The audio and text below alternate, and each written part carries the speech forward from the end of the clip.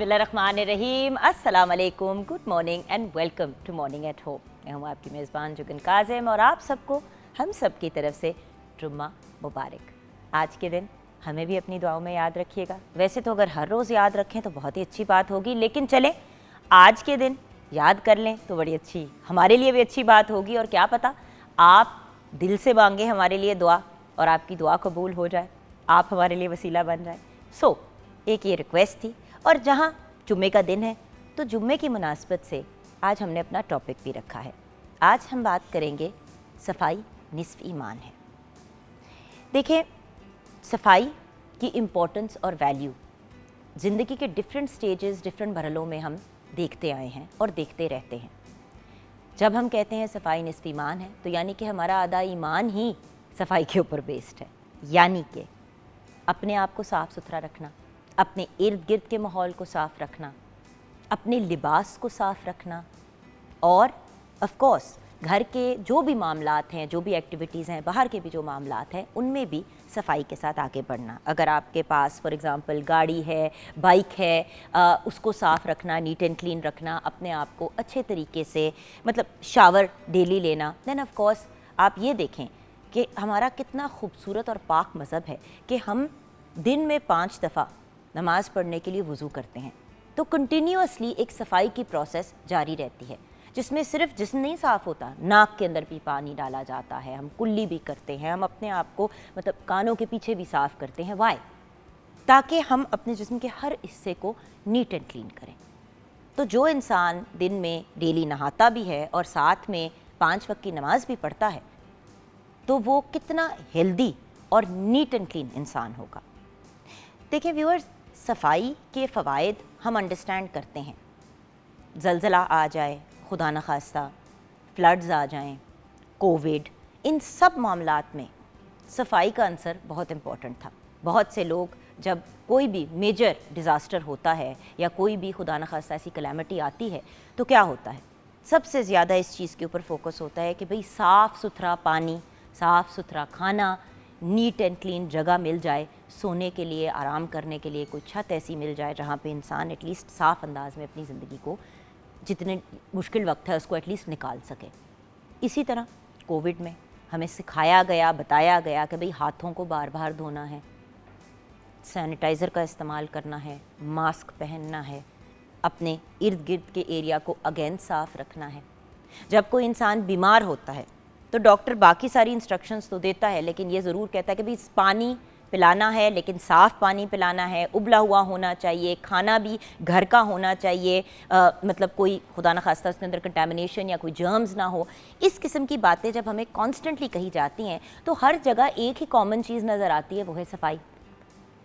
और सफाई की आदत इंसान को कैसे डले, किस तरह इंसान अपने आप को नीट एंड क्लीन रखे और अपने आप को एक नीट तरीके से आगे लेके चले। ये चीज़ एक्चुअली शुरू होती है माँ की गोद से ही।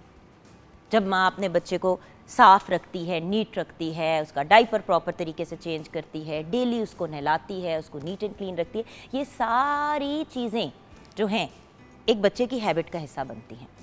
एंड देन खुद भी नीट एंड क्लीन रहना बच्चे माँ बाप को देख के सीखते हैं।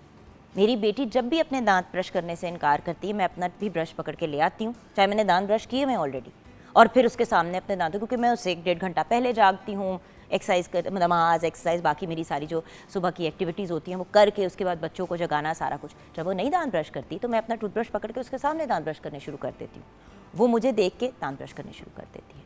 बच्चे नमाज़ पढ़ना कैसे सीखते हैं, जब माँ या बाप को सजदे में जाते हुए देखते हैं तो अक्सर बच्चे, छोटे बच्चे जो हैं वो साथ ही सजदे में अपना सर झुका देते हैं।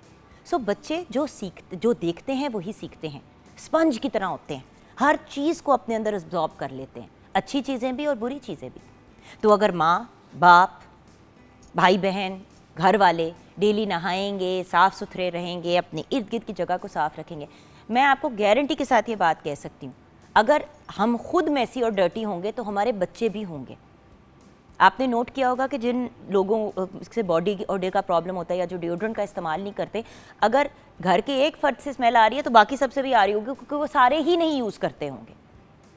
सो यंग एज पे ये चीज़ें बच्चे सीखते हैं देख के।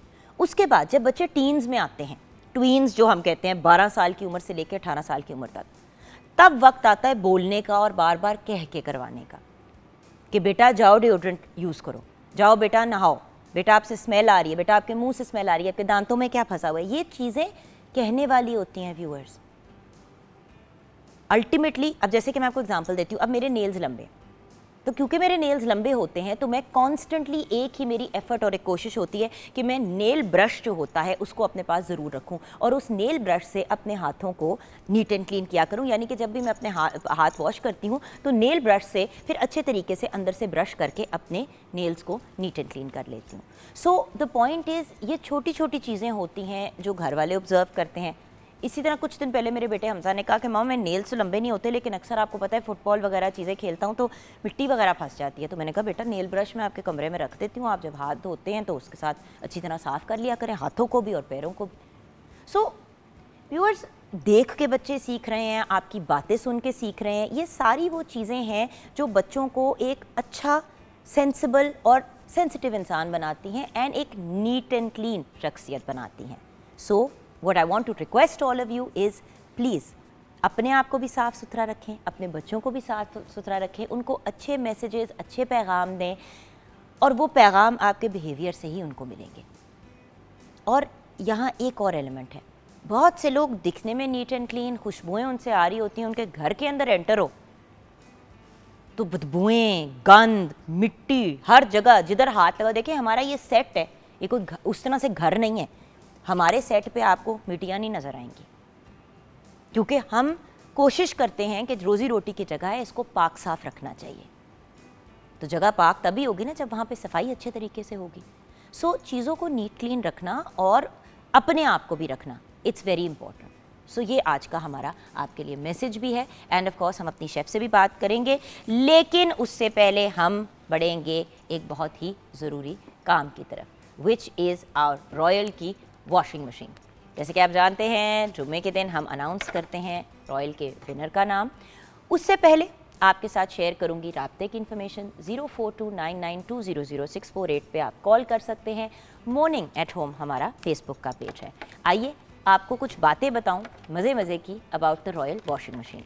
रॉयल की वॉशिंग मशीन प्लास्टिक बल्कि डबल प्लास्टिक बॉडी से बनी हुई है जिसकी ड्यूरेबिलिटी लॉन्ग लास्टिंग है और जेट स्ट्रीम की बदौलत जो है कपड़ों की धुलाई आम मशीन से कई गुना बेहतर हो जाती है। वाटरफॉल की बदौलत कपड़ों की के अंदर जो है वो सही तरीके से डिटर्जेंट भी मिक्स हो जाता है, पानी भी मिक्स हो जाता है। मजबूत मोटर की 10 साल की वारंटी है एंड उसके साथ साथ 1 साल की complete parts and free home service की भी फैसिलिटी मौजूद है। तो रॉयल की वॉशिंग मशीन आज ही घर लेके आएँ, डीलर से भी ले सकते हैं, ऑनलाइन भी ऑर्डर कर सकते हैं, डायरेक्ट आपके घर तक डिलीवर की जाएगी और आपकी फीडबैक का भी हम इंतज़ार करेंगे। चलिए देखते हैं कि क्वेश्चन ऑफ द वीक का सही जवाब क्या था। हमारा क्वेश्चन ऑफ द वीक था पाकिस्तान की सबसे बुलंद तरीन पहाड़ी सिलसिला कौन सा है। पाकिस्तान का सबसे बुलंद तरीन पहाड़ी सिलसिला कौन सा है। जिन लोगों ने कोहे हिमालय गैस किया उन्होंने गलत गैस किया, जिन्होंने कोहे सुलेमान गैस किया वो भी गलत गैस किया क्योंकि सही जवाब है कोहे काराकोरम। जी हाँ, so the Karakoram range is actually the right answer. ये सबसे बुलंद तरीन पहाड़ी सिलसिला है पाकिस्तान का। और हमारे विनर का नाम भी अनाउंस करना चाहूँगी। हमारे विनर जिनका नाम हमने थ्रू लकी ड्रॉ निकाला, हम बेसिकली जो सारे राइट आंसर्स हमें डीएम किए होते हैं, मैंने पहले भी आपको बताया था कि डायरेक्ट मैसेज करना है फेसबुक पे। जिन्होंने हमें सही जवाब डीएम किया है हमने लकी ड्रॉ के बोल के अंदर उनके नाम और उनकी इन्फॉर्मेशन डाली और फिर उसको एक नाम को पुल आउट किया और इस बार के विनर इज़ अ जेंटलमैन। उनका नाम है एहतशाम अली फ्रॉम सरगोदा। एहतशाम अली फ्रॉम सरगोदा, आपको बहुत बहुत मुबारक हो।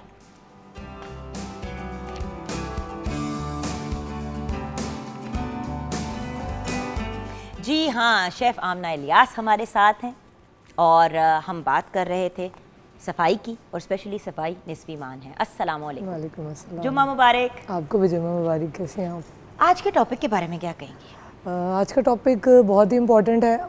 हर जो भी अपनी फील्ड में रिलेटेड हैं but most of all kitchen related chefs के लिए तो ये एक बेसिक हमारी जैसे कहते हैं ना कि बेसिक स्ट्रेटजी है। अगर आप इससे फॉलो नहीं करेंगे तो देन ना हेल्दी खाना हमारे किचन से निकल सकता है, इसीलिए हम लोगों को जब हम लोग प्रोफेशनली भी इस चीज़ में आते हैं तो हमें फूड सेफ्टी मेजर्स का बताया जाता है, सिखाया जाता है।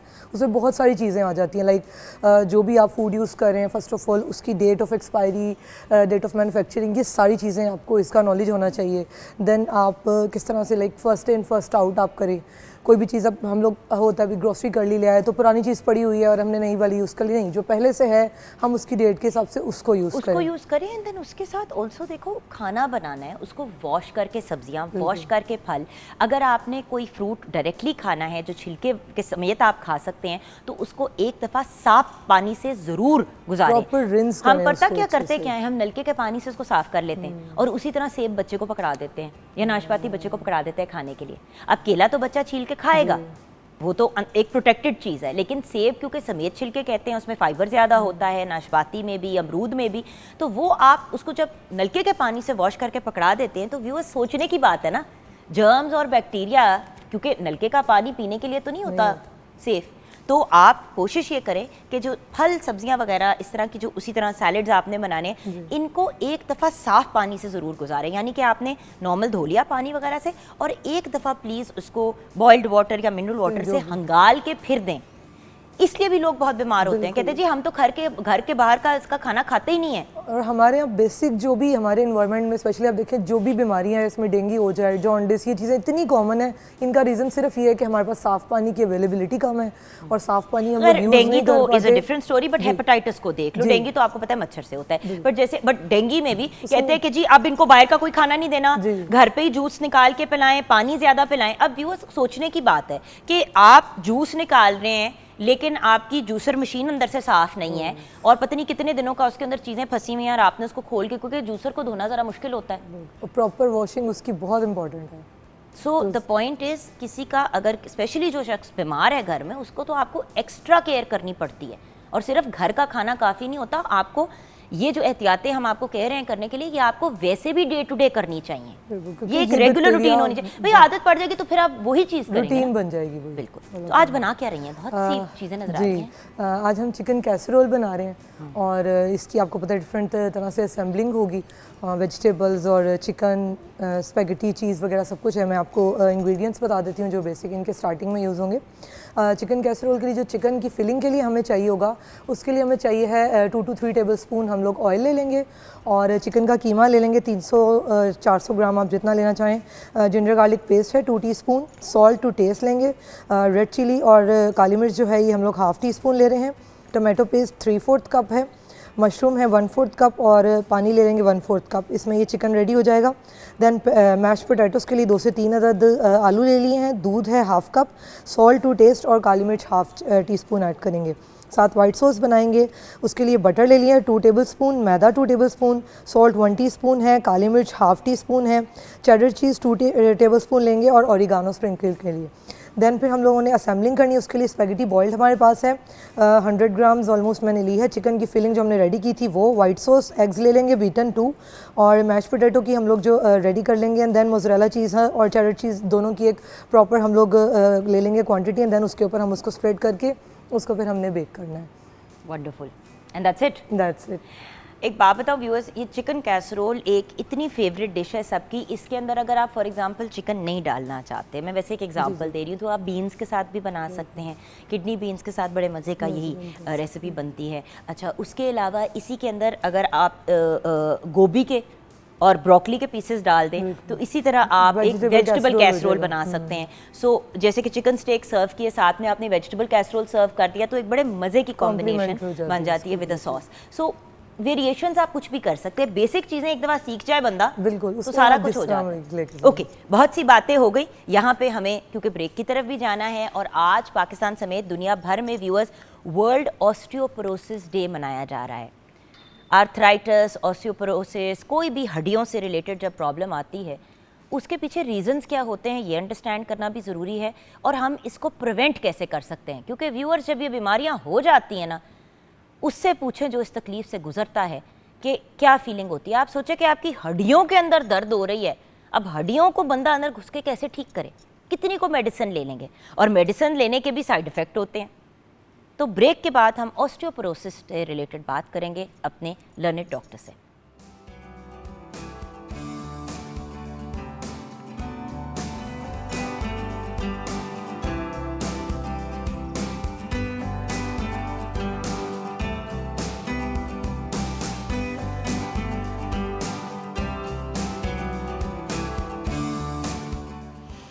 Welcome back from the break viewers. हमें ज्वाइन किया है ब्रेक के बाद एक बहुत ही ब्रिलियंट और इंसान दोस्त पर्सनालिटी ने।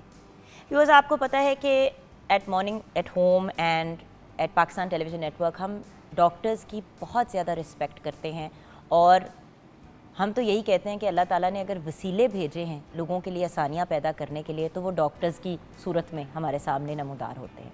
और अगर डॉक्टर प्यार, मोहब्बत और ख़याल से और लिहाज से पेशेंट के साथ डील करे तो जिस तरह हमने कहा ना सफाई निस्फ़ ईमान है, तो इसी तरह आधी बीमारी जो है वो डॉक्टर से बात करके ही ख़त्म हो जाती है।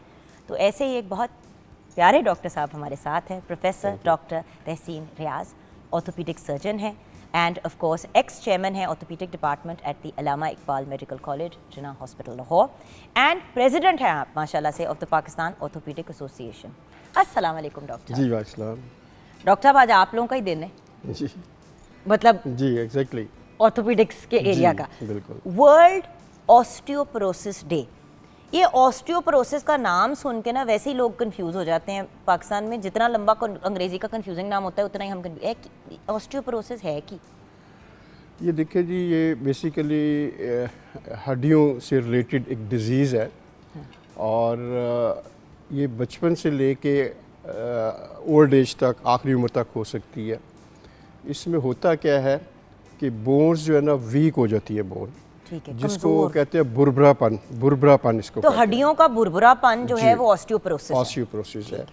ओवरऑल जो बोन की जो मैस है ना वो कम हो जाती है, उसमें जो कैल्शियम होती तो है डॉक्टर साहब सुंगड़ जाती है हड्डी, सुकड़ती जैसे नहीं मसल है, भी सुंगड़ जाते हैं ना, लेकिन थिन हो जाती है। जो थिक बोन है ना वो थिन हो अच्छा, जाती है। यानी कि अगर ये हड्डी है व्यूअर्स, जी। अंदर तो गूदा होता है ना, तो अब जी। ये जिस तरह अगर ये हड्डी है जी। तो ये हड्डी जो है ये पतली होती जाती है। पतली होती जाती है जी। अच्छा, यानी कि वो जी। जिस तरह मुर्गी की हड्डी इस तरह जी। टिक करके टूट जाती है। एग्जैक्टली। और अगर इस हड्डी के एक्सरे करवाए ना, नॉर्मल हड्डी बड़ी वाइट अच्छी नज़र आती है, लेकिन ये इतनी वाइट नहीं नज़र आती, पिलाहट होती है हाँ, इसमें। और इसमें जो उसके कॉर्टिसेस होती है, वॉल्स होती हैं जो बोन्स की, वो भी थिन आउट हो जाती पतली हो हैं, जाती बारीक हो जाती हैं। तो इसको ऑस्टियोपोरोसिस कहते हैं। इसमें कैल्शियम भी कम हो जाती है और उसका जो प्रोटीन और कोलेजन होता है, फाइबर जो उसके अंदर होता है, वो भी कम हो जाता है। दोनों ही कम हो जाते हैं, तो ओवरऑल जो बोन का मैस है वो रिड्यूस हो जाता है, कम हो जाता है। तो डॉक्टर साहब मुझे एक बात बताएं, हड्डियों के जोर पे तो हम खड़े हैं, जी जो सीधी बात है, जी, सख्त exactly। चीज तो हमारे जिस्म में हड्डी है, जी। उसके बाद सेकंड जो चीज आती है वो मसल आ जाता जी। है। और आपको पता है माशाल्लाह पाकिस्तान में कम ही मसल मैस है लोगों का, ज्यादातर तो जी जी। फैट का कंटेंट ही होता है अनफॉर्चुनेटली, क्योंकि हमारे यहाँ एक्सरसाइज को आम नहीं किया जाता। तो मुझे ये बताइए कि अगर हड्डी कमजोर तो क्या होता है, हड्डी टूटे, हड्डियाँ इससे होता क्या, हड्डियाँ टूटनी शुरू हो जाती हैं, क्या होता है? मतलब देखिए ना, ऑस्टियोपोरोसिस हो गया तो उससे हो क्या सकता है? इतनी कॉमन डिजीज़ है, आप अंदाज़ा लगाएं कि इस वक्त दुनिया में ऑलमोस्ट 200 मिलियन लोग हैं जो इस बीमारी से सफ़र कर रहे हैं। अकेले अमेरिका में 10 मिलियन जो पॉपुलेशन है वो इससे सफ़र कर रही है। और इससे जो फ्रैक्चर्स होते हैं, जो बोन्स टूटती हैं, वो ऑलमोस्ट 1.5 मिलियन जो दुनिया में इस वक्त जो है बोन्स जो है ना, इसकी वजह से फ्रैक्चर हो जाती है। और फ्रैक्चर कैसे होती है? इतनी बोन वीक होती है, इतनी कमज़ोर होती है कि खड़ा इंसान जो है ना वो खड़े की हड्डी टूट जाती है और गिर जाता है। जैसे आप सुना होगा कि जी वो बुजुर्ग थे घर में, वो वॉशरूम में गए हैं, हल्का सा स्लिप हुआ है तो वहाँ बोन टूट गई है, या कारपेट के अंदर पाँव ट्रैप हुआ है, हल्का सा नीचे गिरे हैं और बोन जो है ना फ्रैक्चर हो गई है। तो इतनी फ्रेजाइल बोन होती है, इसको कहते हैं ये फ्रेजिलिटी के फ्रैक्चर्स होते हैं। बड़ी सॉफ्ट सी बोन होती है और जो टूट जाती है, और इसको फिक्स करना भी बड़ा ही एक टेरिबल जॉब होता है, बड़ा मुश्किल होता है। जो हड्डी ऑलरेडी भुरभुरी हो गई है, हड्डी को हड्डी से अगर आप जोड़ने की कोशिश करेंगे, उसमें अगर फॉर एग्जांपल कील लगाएंगे या जो भी चीज़ लगाएंगे जोड़ने के लिए, वो तो उस हड्डी को तोड़ती चली जाएगी। एग्जैक्टली, उसको एंकरेज नहीं मिलती, उसमें पकड़ ही नहीं मिलती उसको, स्क्रूज को और वो प्लेट्स को और नेल्स को, और बड़ा डिफिकल्ट होता है इस फ्रैक्चर्स को और ट्रीट तब हमें सुनने को मिलता है हिप रिप्लेसमेंट, नी रिप्लेसमेंट, फिर ये बाकायदा पुर्जे निकाल के नए डालने पड़ते हैं, वो हड्डी हटा के। जी एग्जैक्टली ऐसे ही है। अच्छा डॉक्टर साहब, मुझे एक चीज़ कंफ्यूजिंग है, मुझे जरा ये सॉरी नलायक हूँ, इससे सवाल पूछ रही हूँ, मुझे ये बताइए कि ये जो हड्डियों का एक दफ़ा भुरभुरापन हो गया, तो क्या ये सर से लेके पाँव तक की हड्डियों को भुरभुरा कर देता है या किसी एक मखसूस जगह को ज़्यादा कमज़ोर करता है? ऑड सा क्वेश्चन है जनरली जी, ये बहुत अच्छा क्वेश्चन है क्योंकि हिप टूट गई या लत टूट गई, ये सबसे क्वेश्चन ज़्यादा सुनते हैं हम। बहुत अच्छा क्वेश्चन है। ये जो वेट बेरिंग बोन्स है ना, जो वजन हमारा हाँ, उठाती जो वज़न उठाती हैं उनको ज़्यादा इफेक्ट करता है। मसलन हमारी कमर के नीचे वाले मोरे जो है वो वज़न उठाते हैं वो इफ़ेक्ट होते हैं। फिर हिप जॉइंट्स जो है ये वज़न उठाते हैं और ये फ्रैक्चर्स ज़्यादा होते हैं, ये ज़्यादा इफेक्ट होते हैं। ये रिस्ट बोन जो है अगर इस पे ऐसे गिरे और वेट इस पे बढ़े ये टूट जाती है। डॉक्टर साहब, ये तो हर दूसरे घर की कहानी है जी तो एग्जैक्टली बच्चों में भी हम सुनते हैं कि वो गिरा, बिल्कुल हल्का सा गिरा था और उसकी जी। हड्डी टूट गई। जी एग्जैक्टली ऐसे ही होता है। तो ये जो बोन्स जो ज़्यादा वज़न उठाती है, जिनमें स्ट्रेसेस ज़्यादा पड़ती हैं, एक्चुअली वही ऑस्टियोपोरोसिस से ज़्यादा इफेक्ट होती हैं और वो फ्रैक्चर होने के चांसेस भी उसमें ज़्यादा होते हैं। अच्छा डॉक्टर साहब, इसकी कोई इकसाम भी है या एक ही किस्म का होता है कि सबको हो गया, मतलब सारे जिस्म? इकसाम इसको ये कह सकते हैं कि एक जैसे hepatitis A, B, C type 1 कहते हैं इसको और एक टाइप 2 होती है।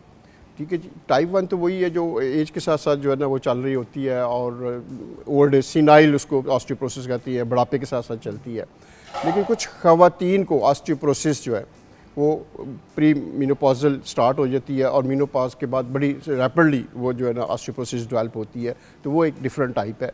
और फिर कुछ ऑस्टियोपोरोसिस होती है जो किसी बीमारी की वजह से होती है, मतलब कैंसर की वजह से होगी या कोई लोग स्टीरॉयड बहुत लेते हैं भाई उसकी डॉक्टर वजह साहब, से हो गई। आपको भी पता है कि और- ऑटो इम्यून आजकल डिजीजेज इतनी जी। है। अच्छा, एक रीजंस की तरफ हम अभी आएंगे। जी। अभी रीजन, बच्चों में कोई खास किस्म का होता है ऑस्टियोपोरोसिस पर या वही वाला होता है 1 या 2?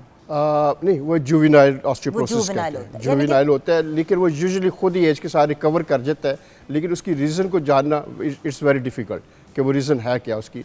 लेकिन जुवेनाइल ऑस्टियोपोरोसिस टाइम के साथ साथ रिकवर कर जाता है। डॉक्टर साहब, क्या ये जानलेवा बीमारी है? जानलेवा तो नहीं है, लेकिन इससे मॉर्टेलिटी रेट बहुत, एक दफ़ा फ्रैक्चर जिसका हो गया उसकी मॉर्टेलिटी और बाद में मोबिलिटी और हाँ चांसेस बहुत मॉर्टेलिटी के और मॉर्बिडिटी, उसके फंक्शन बाद में नॉर्मल लाइफ में आना बहुत मुश्किल होता है। यानी कि तो बेसिकली इसलिए इसकी आपकी डेथ prevention- अगर उसकी वजह से नहीं भी हो रही तो उसकी कॉम्प्लिकेशन से, अब देखें ना, बार बार अगर ऑपरेशन के लिए खोल रहे हैं, अगर आपकी एज ज्यादा है, इन्फेक्शंस जी। का चांस बढ़ जाता है, तो जैसे कि डायरेक्ट उससे ना भी डेथ हो तो उसकी वजह से क्वालिटी ऑफ लाइफ बड़ी खराब होती जी है, एग्जैक्टली तकलीफ बहुत होती है, जी एंड देन ऑफ कोर्स आपकी डेथ भी वाकया हो सकती है अगर कॉम्प्लिकेशन हो जाए। तो यानी कि ये एक बड़ी सीरियस चीज़ है व्यूअर्स, तो आप गौर से सुनिएगा क्योंकि अब जो बात करने वाले हैं वो आपको गाइडेंस देगी ये होती क्यों है। जी। इसकी मेन वजह तो इवन यंगस्टर्स में बहुत हो रही है, यंगस्टर फीमेल्स में, लड़कियों में, कॉलेज गोइंग जो स्टूडेंट्स हैं उनमें आजकल बहुत हो रही है। उसकी दो मेन रीज़न है। एक तो ये फिज़िकल एक्टिविटी जो है ना वो बहुत कम हो गई है। जो फिज़िकल एक्टिविटी की वजह से जो भागते दौड़ते एक्सरसाइज करते हैं तो बोन पे जब स्ट्रेसेस पड़ती है तो बोन स्ट्रांग होती है। ऐसे ही जैसे बॉडी बिल्डर्स मसल्स की एक्सरसाइज करते हैं तो मसल्स स्ट्रांग होते हैं, इसी तरह जब बोन्स की एक्सरसाइज करते हैं तो बोन भी मसल्स की तरह डेवलप होती हैं और स्ट्रांग होती हैं। और आजकल लोगों का स्टाइल जो है ना फिज़िकल एक्टिविटी बहुत कम हो गई है, सेडेंटरी लाइफस्टाइल, बैठे रहना, बहुत एक्टिविटी और स्पोर्ट्स। ऑलरेडी कमजोर हैं वो किस तरह भागे दौड़े, वो तो हर जी। वक्त यही डर होगा कि हड्डियां टूट जाएंगी। जी। आप कह रहे हैं कि शुरू से जिंदगी के शुरुआत से भाग दौड़ नहीं। एग्जैक्टली लाइफस्टाइल ऐसा होना चाहिए। और जिन लोगों का लाइफस्टाइल नहीं ऐसा होता उनको बड़ी तेज़ी से और अर्ली लाइफ में बोन ऑस्टियोपोरोसिस जो है ना वो स्टार्ट हो जाती है। आप देखिए 25 साल की एज में ना मैक्सिमम बोन स्टॉक डेवलप होता है बॉडी के अंदर। अगर वो 25 साल तक उन्हें लाइफस्टाइल, उसकी डाइट और हर चीज़ जो है ना वो ऑप्टिमम नहीं है तो 25 साल तक उसका अगर वो बोन स्टॉक जो बॉडी के अंदर है वो डेवलप नहीं हुआ तो वो बड़ी तेज़ी से 25 साल के बाद बड़ी तेज़ी से जो है ना ऑस्टियोपोरोसिस की बीमारी से वो उस इफ़ेक्ट होगा। लिहाजा जो फर्स्ट 25 इयर्स ऑफ लाइफ है वो अपने बोन स्टॉक को डेवलप करने के लिए बड़ा इंपॉर्टेंट है। कैसे? आपने एक तो कहा कि एक्सरसाइज करनी बड़ी इंपॉर्टेंट है, चहलकदमी करें, रनिंग करें। देखें यंग एज पे तो व्यूअर्स इतनी हज़ार चीज़ें होती हैं। अब ऑल गर्ल्स के वॉलीबॉल क्लब्स भी बन गए हैं, फुटबॉल भी, क्रिकेट भी, लड़कियां भी लड़के भी सब खेलते हैं। अब जितनी ज़्यादा अपॉर्चुनिटीज़ हैं उतना ही ज़्यादा लोग घरों में बैठे हुए और अपनी वीडियो गेमों से ही नहीं निकल रहे, या अपने कंप्यूटर से नहीं निकल रहे, या और कुछ नहीं मिलता तो फ़ोन पे रील ही देखते रहते हैं और टिकटॉक देखते रहते हैं। एग्जैक्टली तो एक तो ये हो गया। जी। आपने कहा कि इसको डेवलप करने के लिए खाने पीने में न्यूट्रिशन, अच्छा, न्यूट्रिशन बड़ी इंपॉर्टेंट है। उस न्यूट्रिशन में ये है कि एक तो हाई प्रोटीन डाइट होनी चाहिए और कैल्शियम रिच डाइट होनी चाहिए। लेकिन अनफॉर्चुनेटली आजकल जंक फूड्स जो है उससे ना कैल्शियम का सोर्स बॉडी को मिल रहा है और ना प्रोटीन्स का सोर्स मिल रहा है। और ये कैल्शियम और प्रोटीन्स ही दोनों मिल के बॉडी की जो बोन्स जो है ना वो उसका स्ट्रक्चर डेवलप करती है। जब यही दोनों रॉ मटेरियल अवेलेबल नहीं होगा बॉडी में तो बोन्स जो है ना बड़ी वीक और थिन बोन्स जो है ना वो बने। अच्छा डॉक्टर साहब, विटामिन डी जिसको हम सनशाइन विटामिन भी कहते हैं, आपने कहा लोग बाहर नहीं जाते, उछल कूद नहीं करते, ये वटेवर नॉर्मल चीज़ें जो होती हैं वो हम नॉर्मल लाइफ की तरफ जाते ही नहीं हैं, जिसकी वजह से फिर हमारा लाइफस्टाइल अनहेल्दी हो जाता है। तो मुझे अब इस पे गाइडेंस दे कि विटामिन डी भी अगर कम हो तो क्या तब भी ये हो सकता है? जी बिल्कुल जी, विटामिन डी जो है ना वो ट्रांसपोर्टर है कैल्शियम का। वो कैल्शियम को ट्रांसपोर्ट करके ब्लड से जो है ना, पहले तो गट से, इंटेस्टाइन से, पेट से उसको कैल्शियम को एब्जॉर्ब करने में हेल्प करता है, फिर उसको ट्रांसपोर्ट करके बोन तक लेके जाता है। जब ट्रांसपोर्टर ही अवेलेबल नहीं है, जब विटामिन D3 की फॉर्म में वो अवेलेबल ही नहीं है, तो कैल्शियम जो है ना वो बॉडी के अंदर वेस्ट हो जाएगी और वो बोन्स तक नहीं पहुंचेगी, तो बोन्स के वो मिनरल्स की डेफिशिएंसी और ऑस्टियोपोरोसिस का प्रोसेस जो है ना वो स्टार्ट हो जाता है। तो आपका क्वेश्चन वेरी राइट कि उसके विटामिन D3 का एक तो ये है कि सनशाइन एक्सपोजर होना चाहिए। आप ये देखें कि वो एरियाज़ शहर के अंदर, अंदरूनी शहर लाहौर के, जहाँ पे धूप नहीं आती, वहाँ पे इस तरह की ऑस्टियोमलेशिया, ऑस्टियोपोरोसिस, इस तरह की बीमारियाँ बहुत ज़्यादा है, क्योंकि वहाँ पे natural source of vitamin D3 जो है ना वो लोगों को अवेलेबल नहीं है। लेकिन डॉक्टर साहब पहले वक्त कितने अच्छे होते थे, आप और मैं, हम लोग अपने अपने घरों में उछलते कूदते, घर वाले बाहर निकाल देते थे, याद है दोपहर को, चलो बाहर निकलो, जी हाँ, होमवर्क कर लिया, चलो बाहर निकलो। अच्छा, फिर 7 बजे तक अंदर एंट्री नहीं होती थी कि 4 बजे से या 5 बजे से लेके 7 बजे बाहर भागो, उछलो कूदो। हम तो सुबह उठते थे तो डॉक्टर साहब हमारा ये दिल चाहता था कि बस हमें कोई बाहर जाने दे, हम थोड़ी देर लॉन में खेलेंगे, उसके बाद हम तैयार होंगे स्कूल के लिए। अब तो बच्चों को घर से बाहर मिनते तरले माएँ कर रही होती है, बच्चे निकलते ही नहीं है बाहर। आप डेवलप्ड वर्ल्ड्स में देखें कि बच्चों के जो स्कूल है वो 2 कनाल का स्कूल होगा, लेकिन उसके साथ 8 कनाल के ग्राउंड्स होंगे। इतना वो स्पोर्ट्स को इनकरेज करते हैं और बच्चों को स्पोर्ट्स में इन्वॉल्व करते हैं और फिज़िकल एक्टिविटीज़ में इन्वॉल्व करते हैं। और वहाँ पे स्कूल्स में जो एजुकेशनल इंस्टीट्यूशन है, वहाँ पे कैंटीन्स और जंक फूड्स की बिल्कुल बैन है और वो बच्चों को बिल्कुल नहीं लेने देते। अच्छा तो डॉक्टर साहब, हमारे बच्चों, अल्लाह का शुक्र है कि एक चीज़ जिस पे मैं बड़ी खुश हूँ, हमने ऐसे ही स्कूल में डाला। मैंने सबसे पहले कुछ चीज़ जो पूछी थी, तीनों बच्चों को एक ही जगह पे डाला और यही चेक किया कि भाई इधर कैंटीन है, लंच दिया जाता है या पेरेंट्स भेजते हैं। उन्होंने कहा जी लंच होता है। मैंने सबसे पहले उनसे 1-2 हफ्ते के लंच के मेन्यू मांगे जी। मुझे इतना अच्छा लगा, किसी दिन पालक पनीर देते हैं विद चपाती, किसी दिन मतलब नूडल्स दे देते हैं विद कीमा एंड सैलेड। देखें, थोड़ा सा मॉडिफिकेशन की ज़रूरत होती है जी, एग्जैक्टली। और माँ बाप भी जो नाश्ते भेजें अपने बच्चों के साथ, जो लंच बॉक्सेस भी भेजते हैं, उसको भी अगर हम सेंसिबल अंदाज में बनाएं तो कितना बेहतरी हो सकती है जी, एग्जैक्टली। ख़वातीन में इतना ज़्यादा क्यों है डॉक्टर साहब ये ऑस्टियोपोरोसिस, हड्डियों के सारे मसाइल? औरतों को, मर्दों को होते हैं, लेकिन ज़्यादातर सुनते हैं फलां की नानी गिर गई, उनकी हड्डी टूट गई, फलां के की फुफ्फो जो हैं वो बस चल रही थी, एकदम से टिक की आवाज़ आई और टांग उनकी टूट गई। औरतों में क्यों इतना ज़्यादा है? ये आपकी बात ठीक है कि औरतों में मर्दों की निस्बत 4 टाइम्स जो है ना, 4 गुना ज़्यादा ऑस्टियोपोरोसिस है। उसकी वजह एक तो हार्मोनल इश्यूज़ हैं कि ईस्ट्रोजन का लेवल मेनोपॉज से पहले ही और इमीडिएटली आफ्टर मेनोपॉज ईस्ट्रोजन का लेवल बड़ी रैपिडली जो है ना ड्रॉप जब करता है, तो ईस्ट्रोजन जो है ना वो बोन्स को स्ट्रॉन्ग करने में उसका बड़ा रोल होता है। तो डॉक्टर साहब, मर्दों में क्या होता है एस्ट्रोजन? नहीं, मर्दों में कम मिकदार में हाँ, कम मिकदार में होता है। जैसे हमारे अंदर टेस्टोस्टेरोन होता है, कम मिकदार, वो कम मिकदार में होता है। तो वो oestrogen deficiency, post menopausal issues, और फिर उससे पहले जो चाइल्ड बेयरिंग एज होती है उनमें, उससे ब्रेस्ट फीडिंग, फिर मल्टीपल प्रेगनेंसीज, ये सारे जो बैकग्राउंड में एक फैक्टर्स चल रहे होते हैं, बोन स्टॉक जो है ना वो औरतों का वो बन ही नहीं पाता कि वो पीक लेवल अचीव करे। और क्योंकि 14-15 साल की उम्र पे भी तो शादियां हो जाती हैं ना। देखे ना, 15-16 साल की बच्ची की शादी हुई, 16 साल की उम्र पे उसका बच्चा हुआ, उसके बाद बच्चे होते ही चले गए।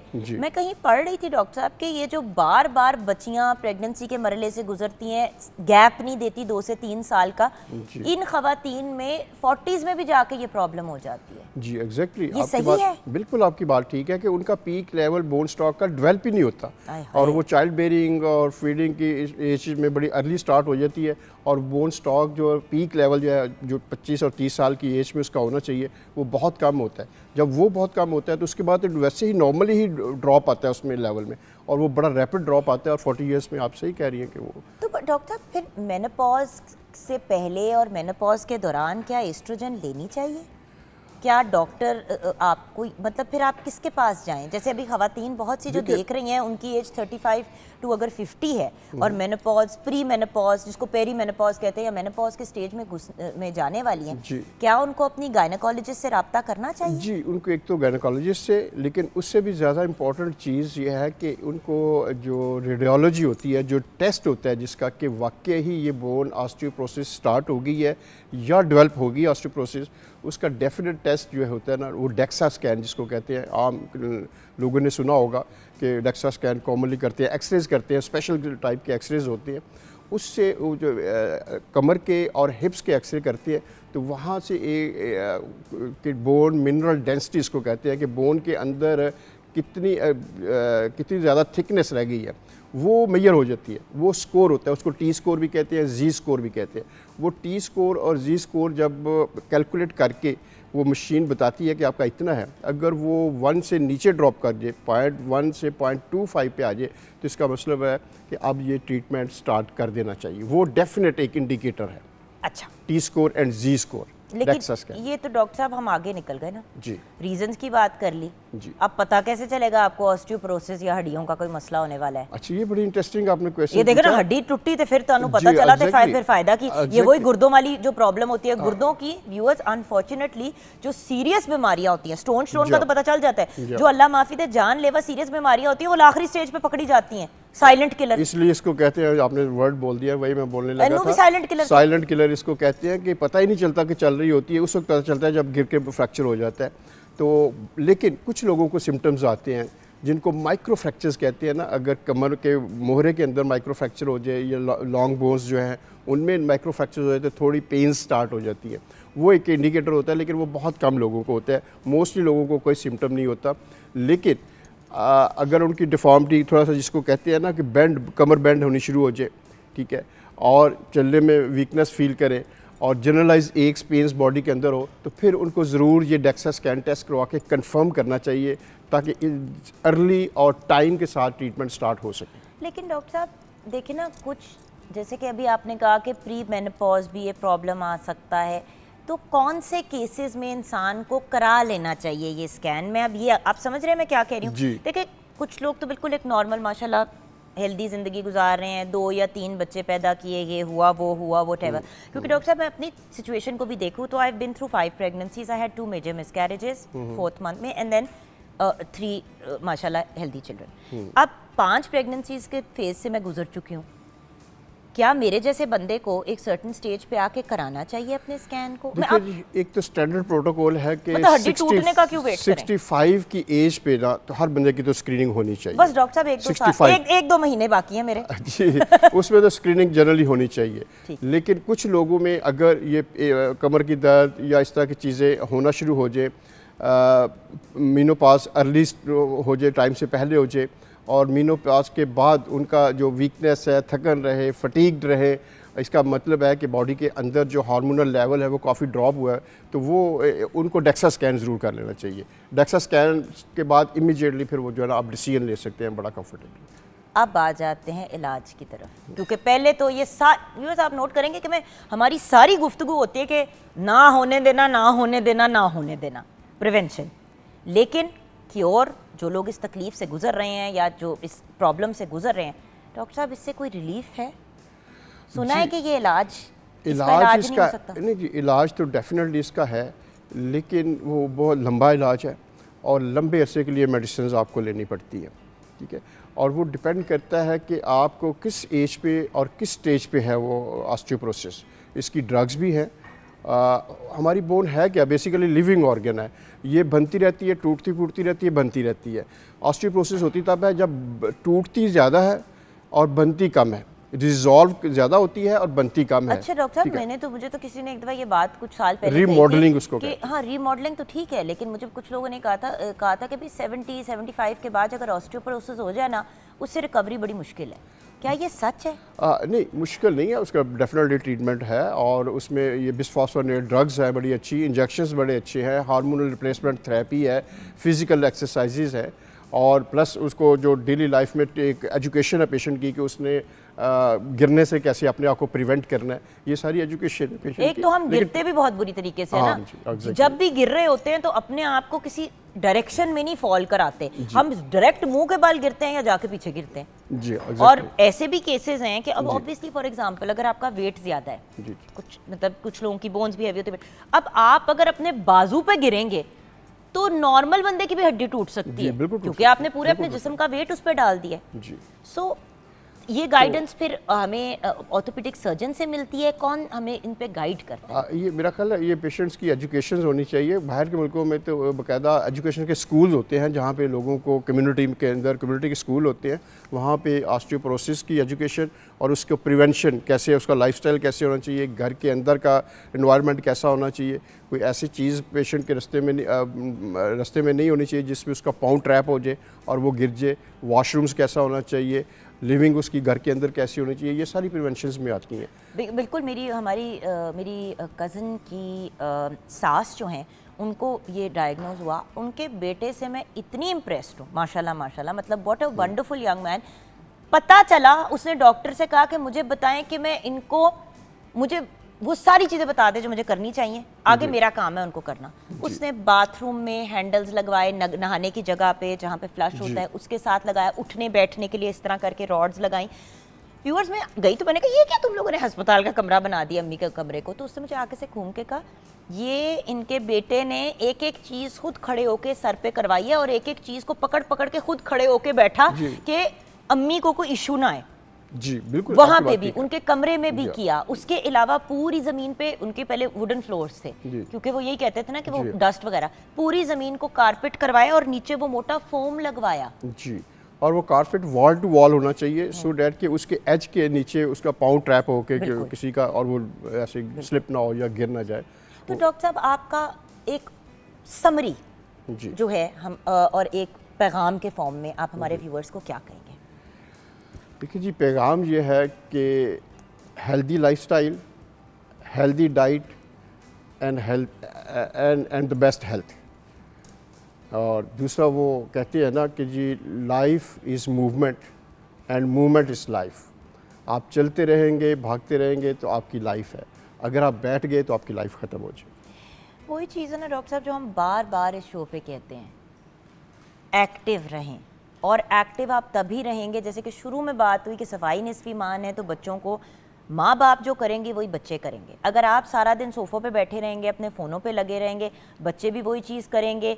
वो क्यों उठ के बाहर जाके गर्मी में खेलेंगे अगर माँ और बाप ही नहीं जाएंगे? हम छोटे होते थे, कोई ना कोई बड़ा हमें बाहर ज़रूर निकाल देते थे लॉन में, लेकिन कोई ना कोई बड़ा सर पे खड़ा होता था। हम इधर उधर जाके घास पे, चलो उठो, चलो ये लो फुटबॉल देखते हैं कौन जीते, चलो रेस लगाते हैं। भाई वो भी एक्टिव होंगे, आप भी एक्टिव होंगे, आगे जाके उनकी ज़िंदगियां जो हैं वो कितनी बेहतर हो जाएंगी। देखिए ये सारी वो चीज़ें हैं, वो फाउंडेशन है जो आप ले कर रहे हैं बच्चे की पूरी ज़िंदगी के लिए। कहते हैं ना पहले 5 साल में बच्चे की पर्सनैलिटी डेवलप हो जाती है, 5 से 7 साल में। डॉक्टर साहब ने कहा 25 साल का हमारे पास टाइम है कि अपने आप को जितना स्ट्रॉन्ग करना है हम कर लें अपनी हड्डियों को। अगर हम नहीं करेंगे अपनी हड्डियों को स्ट्रॉन्ग, आगे जाके फिर मसाइल आएंगे तो उसका फिर लंबे लंबे इलाज, प्रॉब्लम्स, हड्डियाँ टूटना, खुदा न खास्ता बोन्स की रिप्लेसमेंट। व्यूअर्स, जिस्म का कोई भी हिस्सा, गाड़ी का पार्ट नहीं है जो लगा दो, गाड़ी का भी ओरिजिनल पार्ट निकाल के दूसरा डालते तो वो 100% नहीं होती वापस। तो जिस्म का तो बिल्कुल भी ऐसा नहीं मामला होता। सो आपसे रिक्वेस्ट है, अपनी सेहत का ख्याल रखें, अपनी बच्चों की सेहत का ख्याल रखें और अपने इर्द गिर्द वालों की सेहत का ख्याल रखें।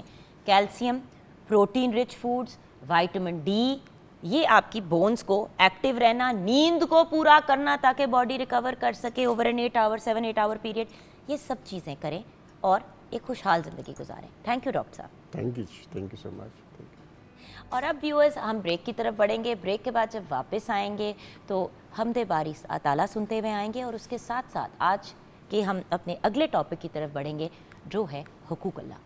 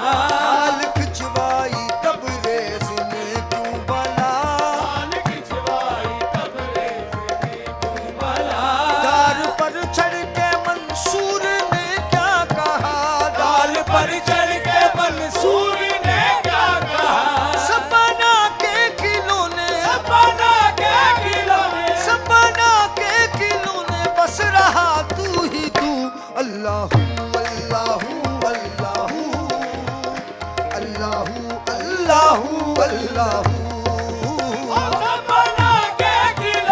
सपना के खिलौने फंस रहा तू ही तू अल्लाहू अल्लाहू अल्लाहू अल्लाहू अल्लाहू अल्लाहू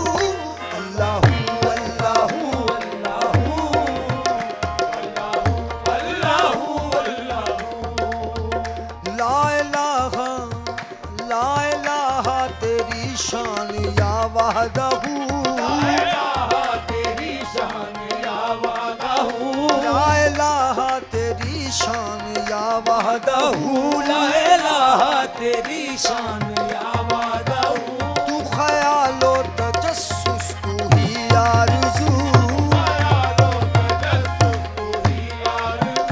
आँख की रोशनी दिल की आवाज़ तू आँख की रोशनी दिल की आवाज़ तू आँख की रोशनी दिल की आवाज़ तू आँख की रोशनी दिल की आवाज़ तू था भी तू है भी तू था भी तू है भी तू था भी तू है भी तू था भी तू है भी तू होगा भी तू ही तू अल्लाहू अल्लाहू अल्लाहू अल्लाहू अल्लाहू तभी तू है भी तू तभी तू है भी तू होगा भी तू ही तू अल्लाहू अल्लाहू अल्लाहू अल्लाहू अल्लाहू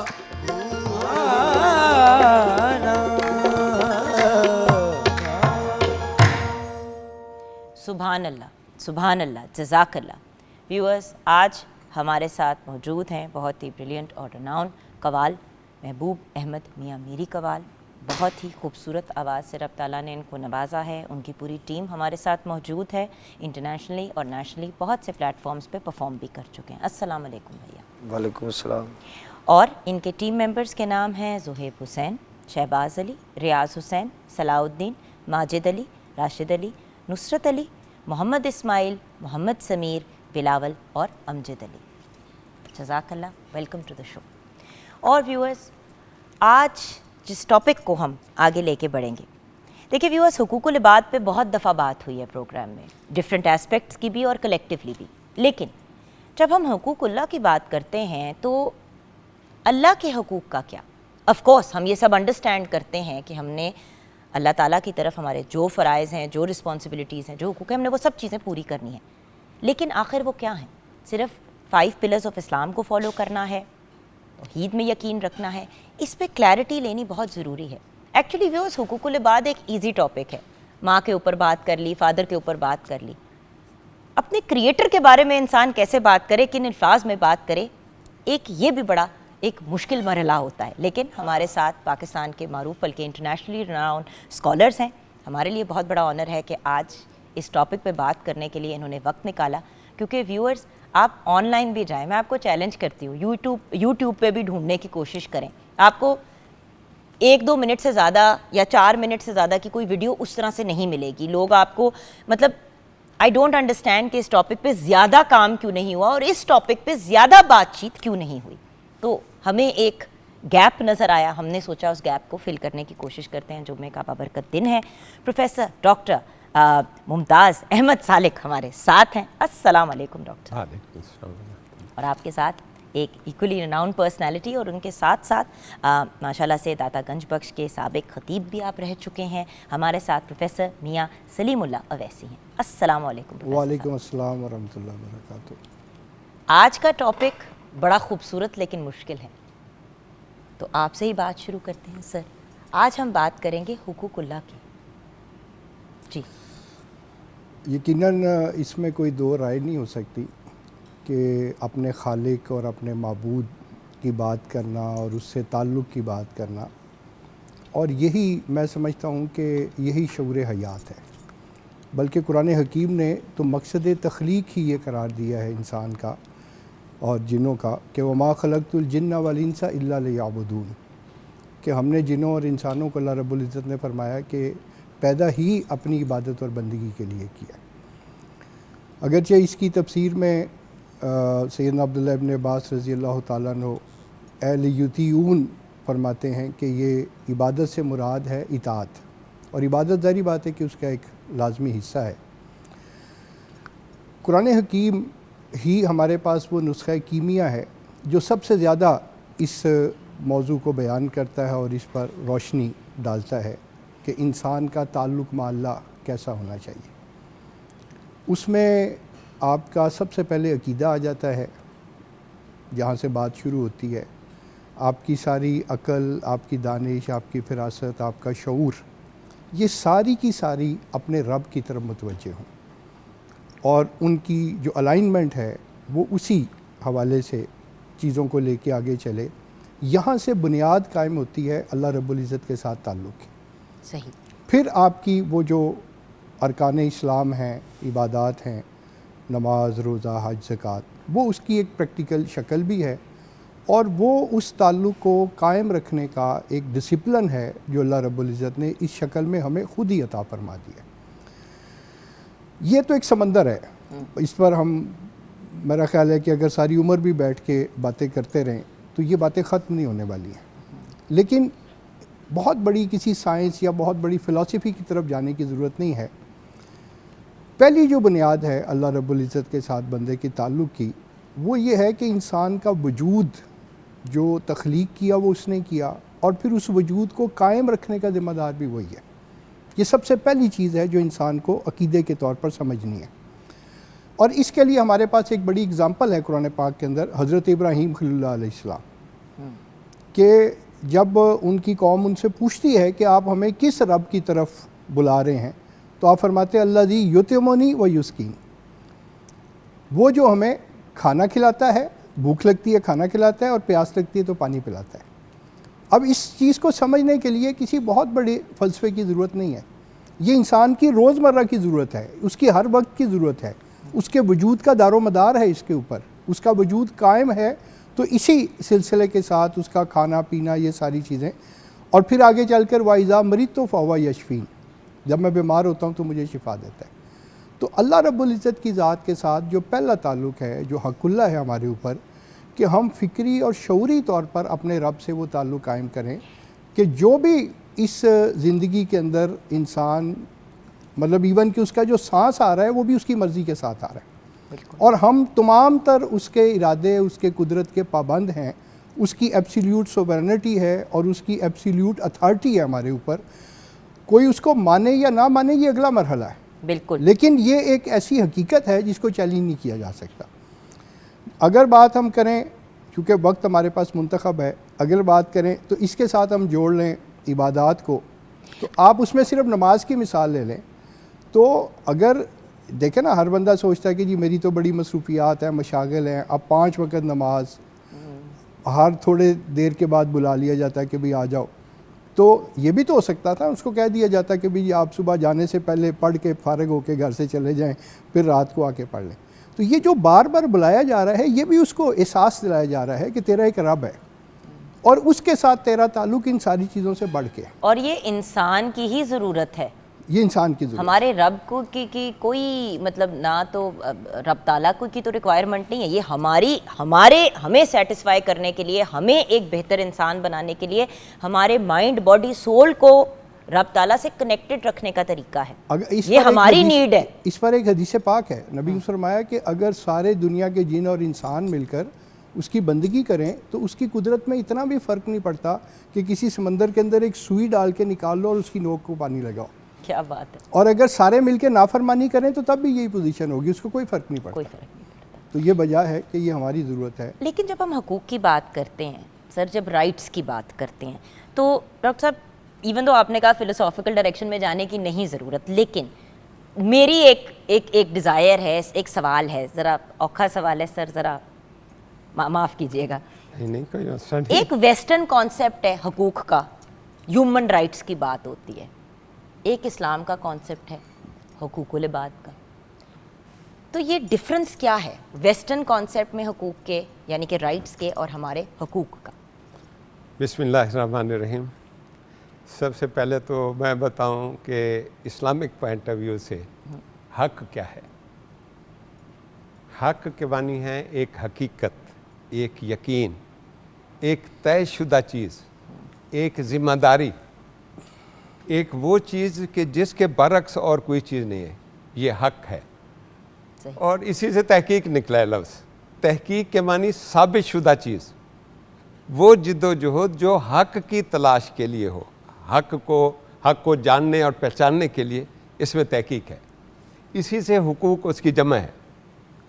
जब हम ये कहते हैं कि हुकूकुल्लाह,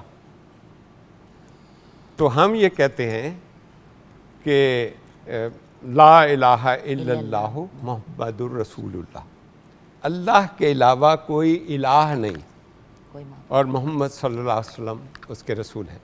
बिल्कुल। फिर ईमान लाने के लिए ये बात कहने के बाद पहले ला इलाहा, सारे बाकी जो खुदा हमारे जहनों में हों, तसव्वुरात में हों, हमारे फ़लसफ़े में हों, हमारे समाजी, सारों की नफ़ी पहले करें। देवी देवता, वो तसव्वुर जिसको हम किसी तख्लीक में या अल्लाह ताला की किसी काम में शरीक करके या ये कहें कि उनकी इस कायनात में चलती है, पहले उसको साफ़ करें। ला इलाह, कोई माबूद नहीं पहले कहें, फिर इल्लल्लाह। तो इसलिए अपने दिल को, अपने जहन को, पहला हक तो ये है कि अल्लाह ताला को मानने के लिए अपना दिल और अपना जहन साफ़ कर दें, बाकी सारी उलूहियतों से इनकार कर दें। हुवल्लज़ी फ़िस्समाइ इलाहु व फ़िल अर्दि अला, आसमानों में भी वही इलाह है और ज़मीन पर भी उसने कायनात को पैदा किया है। तो इसलिए जब हम कहते हैं कि उसके हुकूक क्या हैं, तो सारे हुकूक ही उसी के हैं। हुकूक मुतय्यन, उसने कायनात को बनाया है, पूरा निज़ाम बनाया है और हमें भी बनाया है। तो अल्लाह ताला ने आपस में जो हमारे हुकूक हैं उसका तयन भी उसी ने किया है। बिल्कुल। मसलन आप ये देखें, हम ईमान मुजमल में कहते हैं कि आमनतु बिल्लाहि कमा हुआ बे अस्माइही व सिफ़ातिही क़बिलतु जमीआ अहकामिही इक़रारुम बिल लिसान व तस्दीक़ुम बिल क़ल्ब। आमनतु बिल्लाह, में अल्लाह ताला पर ईमान लाया, कमा हुआ, वो जैसा भी है उसने सारा तारुफ जिस तरह कराया, कुरान मजीद पूरा भरा पड़ा है। अल्लाह ताला की सिफ़ात के 99 नाम हैं, वो 99 नाम अल्लाह ताला की सारी सिफ़ात हैं, वो सारी चीज़ें आपने ज़हन में। कमा हुआ, जैसा भी है, बेसिफ़ात ही, अपने सिफ़ात के एतबार से, बेज़ात ही व सिफ़ात ही, कबिल तो जमीया अहकाम ही, और हम उसके सारे अहकाम को कबूल करते हैं, तस्लीम करते हैं। इकरारुम बिल लिसान, ज़ुबान से हम कहते हैं कि ये हैं, व तस्दीकुम बिल क़ल्ब, हमारा दिल भी इसकी गवाही दे रहा है। तो इसलिए अभी जो हमने कवाली सुनी है, ये माशाल्लाह हमदे बारी ताला पाश उसके बारे में है, अल्लाह ताला की सिफ़ात सारी बयान की गई हैं। हाँ, इसी का इकरार है। जब ये हम देखते हैं कि अल्लाह ताला क्या है, तो हमारा मालिक है, हमारा खालिक है, उसने हमें पैदा किया है, तो अब हमें ये देखना है उसका हुकूक अदा करने के लिए कि हमें क्यों पैदा किया है। तो उसका हक ये है कि वो मकसद आखिर कोई तो होगा ना। इन्नी जाइलुन फिल अर्द खलीफा, वजह भी बता दी है कि ज़मीन में मैंने इंसान को खलीफा बनाया है ताकि वो उसको माने और उसके मुताबिक चले। तो उसके तख्लीक का जो है, फिर तख्लीक सिर्फ हमें नहीं बनाई, वलकुम फिल अर्द जमिया, जो कुछ ज़मीन में है सब कुछ तुम्हारे लिए है। तो हर चीज़ हमारे लिए बनाई है।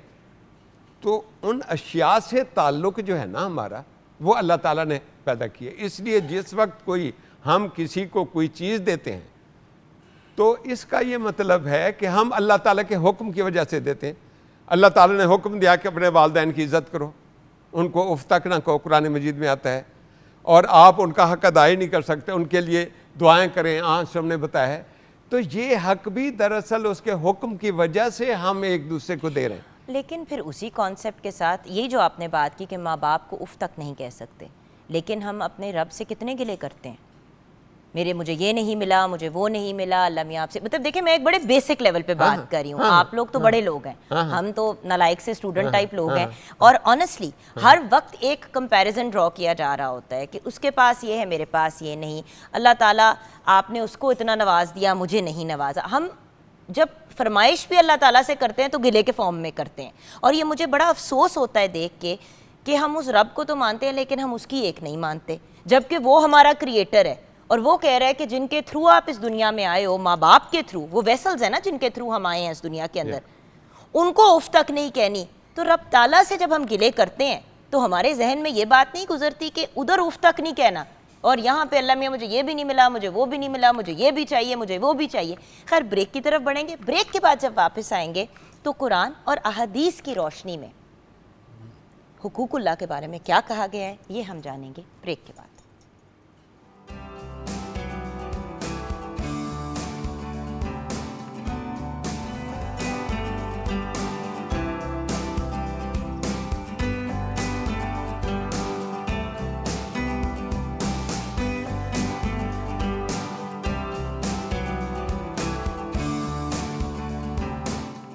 Welcome back from the break viewers. हम इन डायलॉग हैं अपने बहुत ही रिनाउन और बेहतरीन स्कॉलर्स के साथ। हमारे साथ एक बहुत ही बेहतरीन कवाल ग्रुप भी है। बात करें हुकूकुल्लाह की। फिर साहब आपकी तरफ बढ़ते हैं। ब्रेक से पहले एक टीज़र दिया था अपने व्यूअर्स को कि कुरान और अहदीस की रूह में की रोशनी में क्या कहा गया है हुकूकुल्लाह के बारे में। देखें, ये अभी आपने जो ब्रेक से पहले डॉक्टर साहब से एक बात शुरू की थी, इसको हमें बुनियादी तौर पे समझ लेना चाहिए। ये भी आपकी इसी बात से रिलेटेड है। बिल्कुल सही। कि जो वेस्टर्न कॉन्सेप्ट है और जो हमारे ईस्टर्न कॉन्सेप्ट है, देखें ये एक बड़ा बुनियादी फ़र्क है। जब हम ये मानते हैं, देखें अल्लाह रब्बुल इज़्ज़त जो है, आखिरी सूरा जो है कुरान पाक की, कुल औज़ बिरब्बिन नास मालिकिन नास इलाहिन नास, वो हमारा रब भी है, यानी बनाने के बाद, तख्लीक करने के बाद हमारी ज़रूरतें पूरी करने वाला और हमें लेके चलने वाला। वो हमारा हाकिम भी है और वो हमारा माबूद भी है। सारी चीज़ें हमारे अल्लाह की ज़ात में जमा है। हमारे और वेस्टर्न तसव्वुर में बुनियादी फ़र्क ये है कि हमने ज़िंदगी गुजारने के बारे में, चाहे वो हुकूकुल इबाद हैं या बाकी चीज़ें हैं, या हमारे अपनी ज़ात के भी हमारे ऊपर हकूक़ हैं कुछ, तो वो फ़ैसला हमने ख़ुद करना है। हमें कोई दुनिया के अंदर कोई शख्स अपनी अकल से सोच के बताएगा, या ये रहनुमाई भी हमें अल्लाह ताला ने दी है। तो बीइंग अ मुस्लिम, ये बहुत बड़ा फ़र्क है वेस्टर्न जो कॉन्सेप्ट्स हैं और हमारे। भाई अगर इंसानों के असूलों पे चले तो वो तो बच्चियों को भी दफना रहे थे। वो देखें ना, और अब भी ये जो आप, वो जब वॉर के रूइन जो चीज़ें क्लेम करते थे तो साथ में ख़वातीन, मवेशी, बच्चे, पूरा ख़ानदान साथ उठा के ले जाते थे। तो इंसान तो आई एम सॉरी, इंसान क्या को हकूक देगा। मसलन ये अभी जो हम वालदा की बात कर रहे हैं, इसको ज़रा और ब्रॉडर एस्पेक्ट में ले जाएं तो एक औरत, और औरत के 4 रूप हैं। वो माँ भी है, वो बीवी भी है, वो बेटी भी है, वो बहन भी है। अब इन सारे हकूक़ को कि जो जिस पोजीशन में वो उसका रिश्ता आपके साथ है, आपने उसको कैसे लेके चलना है, तो हमारा ईमान और अकीदा ये कि ये हमारा अल्लाह हमें बताएगा, और जैसे उसने बताया वैसे हमने उसको लेके चलना है। ये वो चीज़ है जो सारी की सारी हमारी इस सारी जो हमारी ज़िंदगी की तरबियत है और रहनुमाई है, ये उसकी बुनियाद है। अब ये जो हुकूकुल इबाद या दुनिया के मामलात या हमारे, ये असल में बंदे के अपने ज़ात के भी हकूक़ हैं, बंदों के भी हकूक़ हैं, फिर जितनी मखलूक़ात हैं इस दुनिया में उनके ऊपर भी हकूक़ हैं, यानी ये एक बड़ा वसी किस्म का तसव्वुर है। तो ये सारे के सारे हमारा अकीदा और ईमान है कि ये हमें वो सारी रहनुमाई अल्लाह ताला की तरफ से, जो कि हम उससे दुआ भी मांगते हैं कि इहदिनस सिरातल मुस्तकीम, कि अल्लाह हमें सीधा रास्ता दिखा।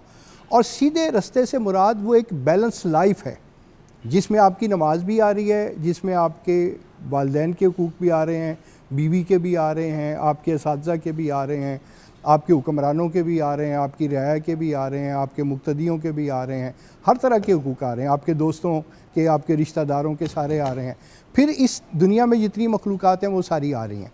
तो ये सारे का सारा हमें रहनुमाई जो है वो अल्लाह ताला की तरफ से मिलती है कि जो जिस तरह मैंने डिज़ाइन किया है आपने उसी तरह चीज़ों को लेके चलना है, तो आपकी ज़िंदगी ये आसान होगी। ये पूरा जिसको हम याद कहते हैं, तो ये पूरे का पूरा हमें वहाँ से मिलता है। और इसीलिए अल्लाह रब्बुल इज़्ज़त ने कुरान पाक में ये फरमा दिया कि इन्न दीन इंदल्लाहिल इस्लाम, कि अल्लाह के नज़दीक जो ज़िंदगी का ज़ाब्ता है वो वही है जो हमने वही इलाही नबी करीम सल्लल्लाहु अलैहि वसल्लम की शरीयत की रोशनी में हमने आपको दिया है। सही। और आपने जो दुनिया के अंदर लोगों को दिया उसके बारे में भी मोहर सबत कर दी कि अल यौमा अकमलतु लकुम दीनकुम व अतममतु अलैकुम नेमती व रदीतु लकुमुल इस्लाम दीना, कि अल्लाह ने तुम्हारा कह दिया है कि अब मुकम्मल है, अब तुम्हें कहीं दाएं बाएं देखने की ज़रूरत नहीं है। बिल्कुल। तो सारी चीज़ हमारी ये समझने वाली है और फोकस करने वाली है कि कोई भी दुनिया के अंदर जो भी हमारा एक्शन है, जो भी ताल्लुक़ है, हमें अल्लाह ताला ने वो एक बना के दे दिया है, हमने उसको समझना है और हमने उसको फॉलो करना है, उसको हमने लेके चलना है। सही।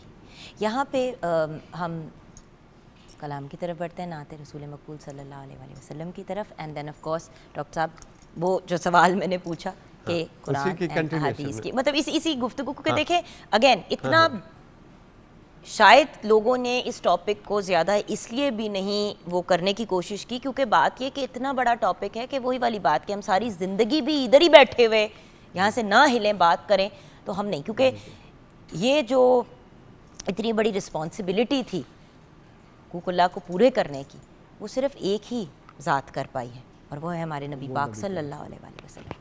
और हम अपने आप को नबियों से तो कंपेयर कर नहीं सकते, लेकिन कोशिश कर सकते हैं कि इतना सा भी उनके नक्शे कदम पे चल लें तो शायद हमारी ज़िंदगी और फिर जो एक्चुअल ज़िंदगी है हमारी आखिरत भी कुछ बेहतर हो जाए। तो इस गुफ्तगू को कंटिन्यू करेंगे। जी मेरे भाई।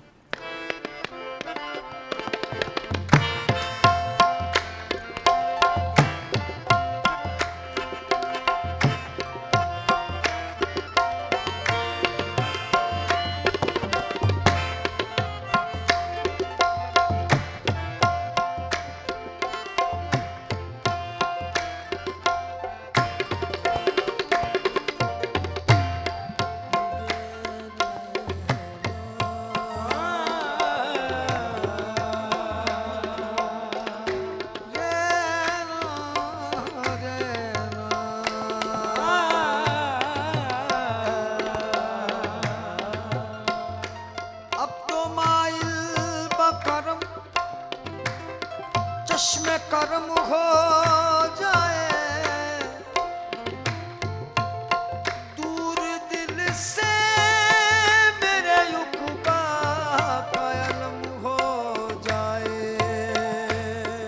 हाँ, दूर दिल से मेरे युक्बा का अलम हो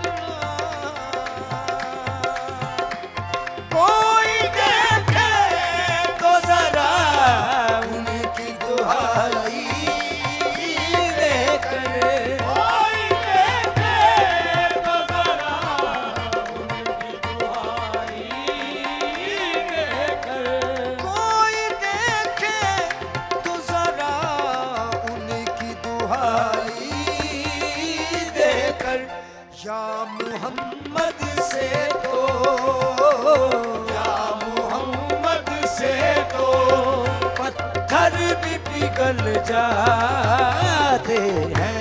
या मोहम्मद से तो पत्थर भी पिघल जाते हैं। या मोहम्मद से तो पत्थर भी पिघल जाते हैं। उनकी रहमत या रसूल अल्लाह या नबीरुल्लाह।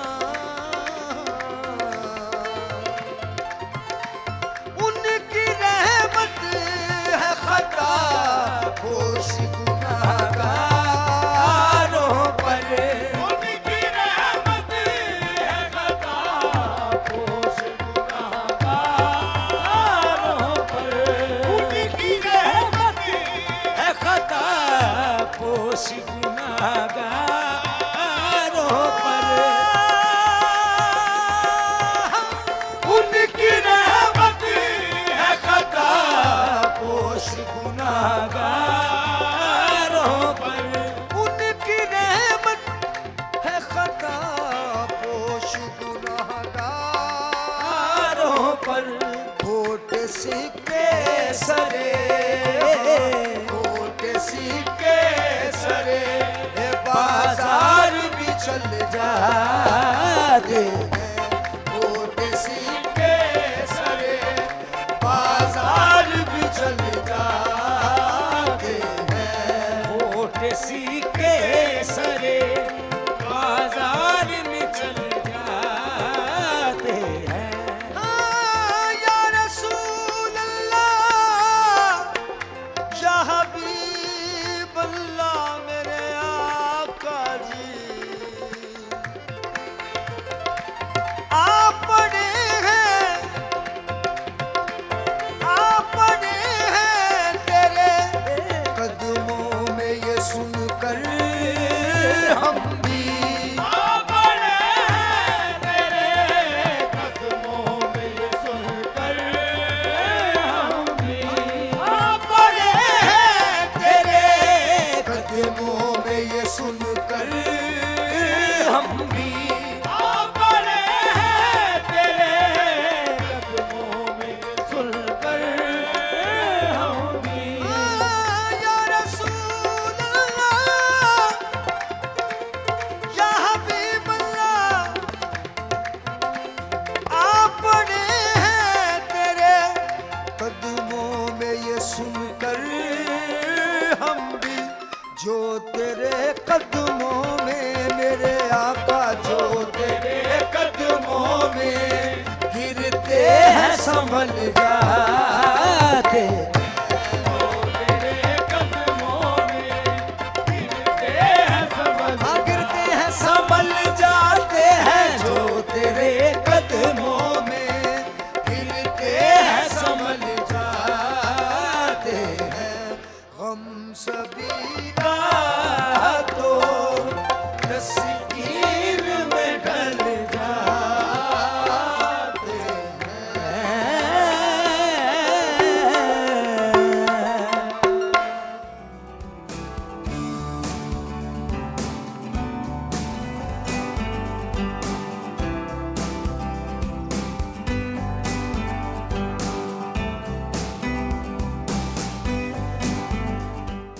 Welcome back from the break viewers.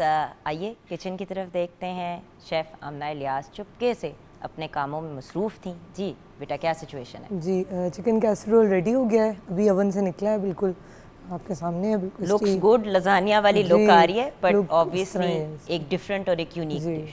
Thank you so much, बहुत शुक्रिया। जी डॉक्टर साहब, हाँ जी। गुफ्तगू का सिलसिला जारी था, साथ साथ हम कोशिश करते हैं कि कलाम भी सुनते रहें। तो ये बताइए कि कुरान और अहादीस की रोशनी में हुकूकुल्लाह के बारे में क्या कहा गया है? पूरा कुरान मजीद इसके लिए भरा हुआ है। या अय्युहल्लज़ीना आमनू आमिनू बिल्लाहि व रसूले, या इसी तरीके पर कहा कि अल्लाह ताला पर ईमान लाओ, जो कुछ मांगना है। इज़ा सालका इबादी अन्नी फ़इन्नी करीब उजीबु दावत दाए इज़ा दाने फलियस्तजीबू ली। तो आपने कहा था ना कि शिकायत वगैरह भी करें, अल्लाह ताला कहता है मुझसे करें जो कुछ करना है, जो मांगना है मुझसे मांगे, शिकायत करनी है मुझसे करें, मैं ही देने वाला हूँ। जो इंसान इंसानों को देता है तो वो भी अल्लाह ताला के हुक्म से देता है, कोई किसी को दे नहीं सकता। लेकिन डॉक्टर साहब मेरा पता है गिला इंसानों से क्या है कि हमारे अंदर एक ग्रेटफुलनेस का आंसर बड़ा कम है। ये मग मुझे नहीं मिला ना, मुझे इसका रोना है, मुझे ये नहीं नज़र आ रहा मैं उस कुर्सी पे बैठी हूँ, मैं अपने लंग से खुद सांस ले रही हूँ, मैं किसी वेंटिलेटर पे नहीं हूँ, मैं देख सकती हूँ, मुझे कुछ नहीं नज़र आ रहा होगा, मुझे बस ये एक मग का एक दुख लगा होगा। मुझे इस चीज़ पे उसकी वजह ये है, उसकी वजह मैं आपको बताता हूँ। ये पहले जिक्र हो रहा था, ज़रा उसको भी मैं यहाँ जिक्र कर देता हूँ कि वेस्ट की फ़िलासफ़ी ये है जिसको हम फॉलो कर रहे हैं, अमली तौर पर उनको फॉलो कर रहे हैं।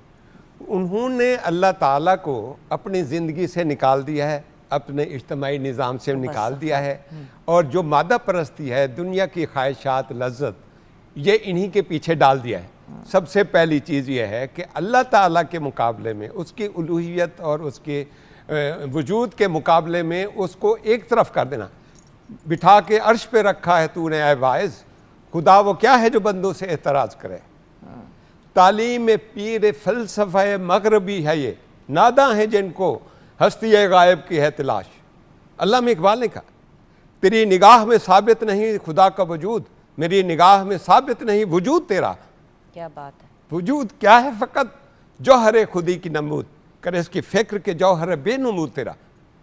तो मसला ये है कि हम मादा परस्ती के उसमें अल्लाह ताला की जगह पर ख्वाहिशात नफ्स हैं। ख्वाहिशात नफ्स हम अल्लाह ताला के मुकाबले में हैं। अफ़राएता मनित्ता खज़ा इलाहु हवा, कि आपने उस शख्स को देखा है जिसने ख्वाहिशात नफ्स को अपना इलाह बना लिया।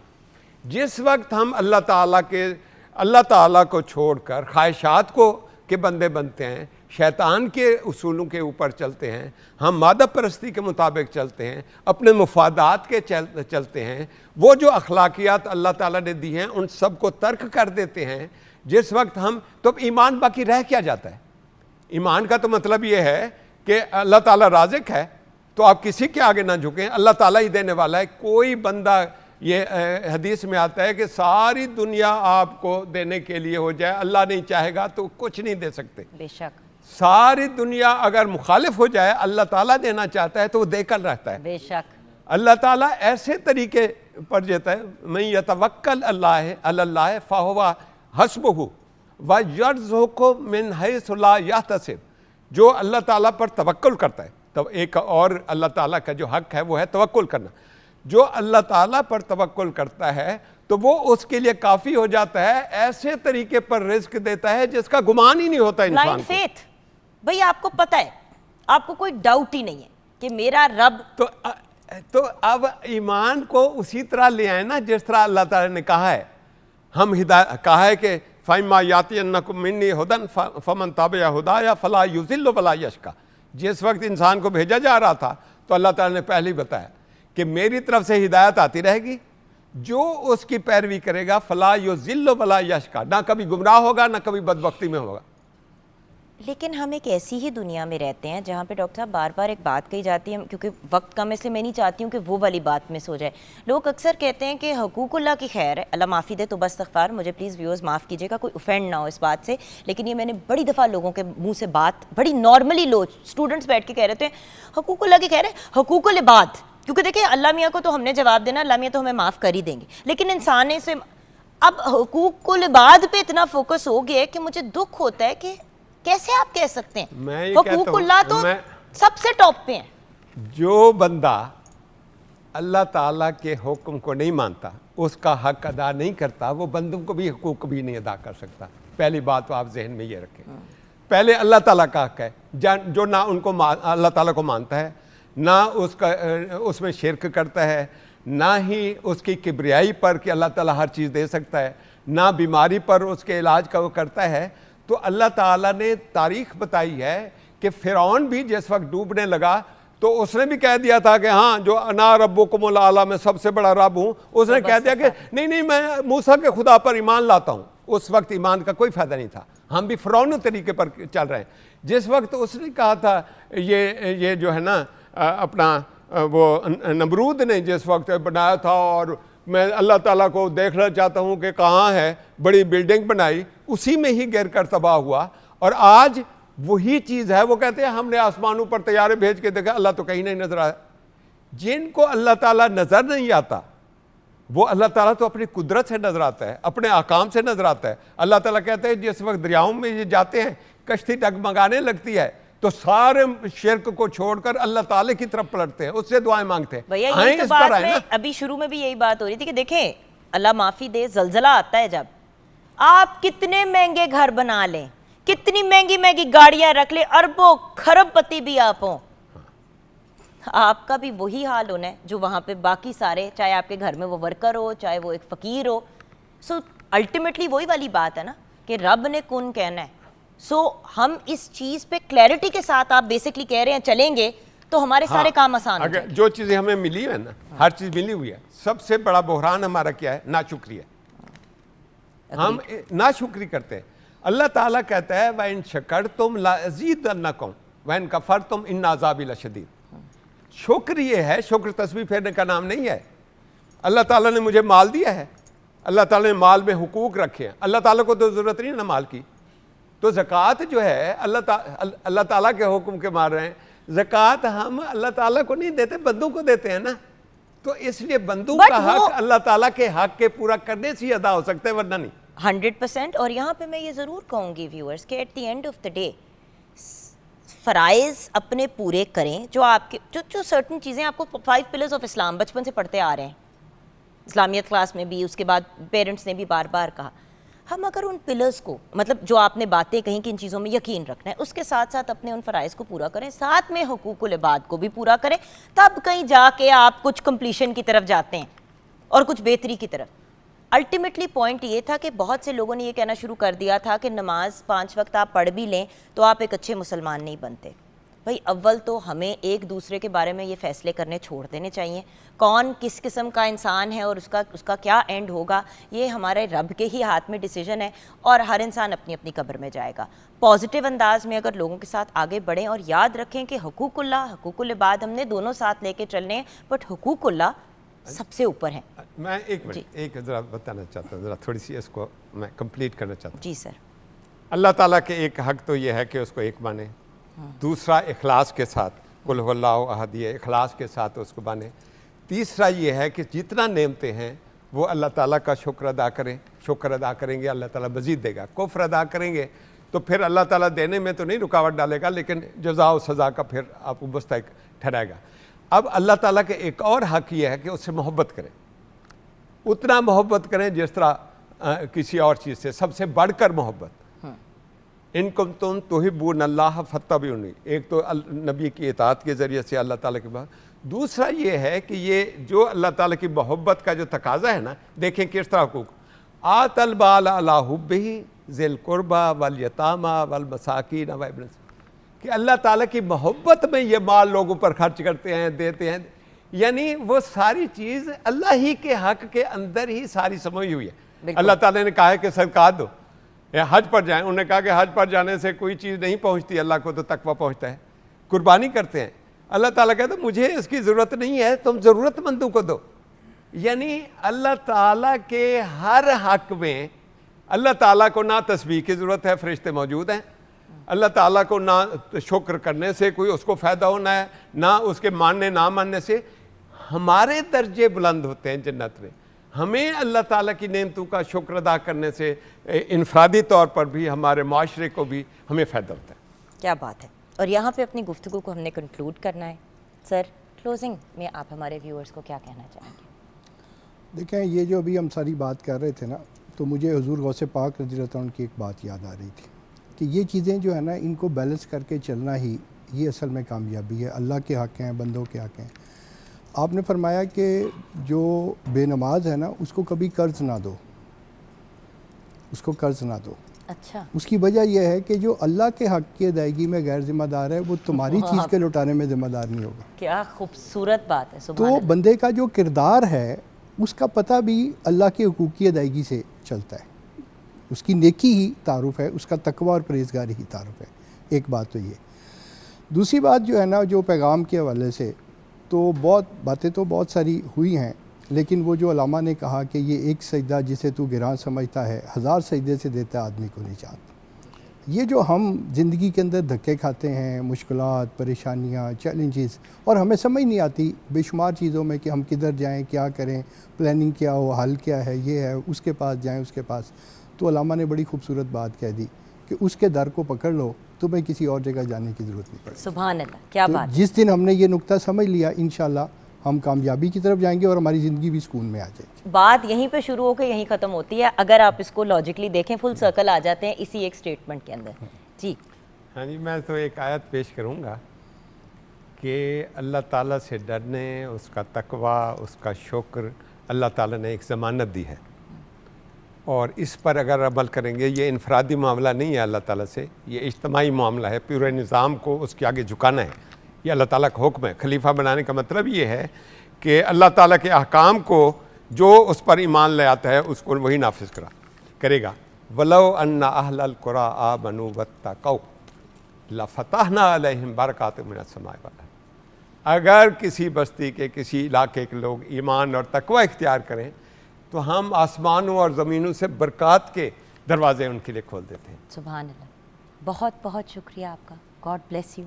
हम शुक्रिया अदा करना चाहेंगे प्रोफेसर डॉक्टर मुमताज़ अहमद खालिक का, प्रोफेसर मियां सलीमुल्लाह अवैसी का। बहुत बहुत शुक्रिया, आप हमारे उस्ताद हैं और हमें गाइड करते हैं।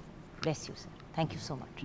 एंड देन ऑफ कोर्स हमारी प्यारी शेफ़ का भी शुक्रिया, जो जैसे कि मैंने कहा चुपके चुपके से अपने सारे काम मुकम्मल कर चुके हैं। Thank you so much chef Amna रियाज।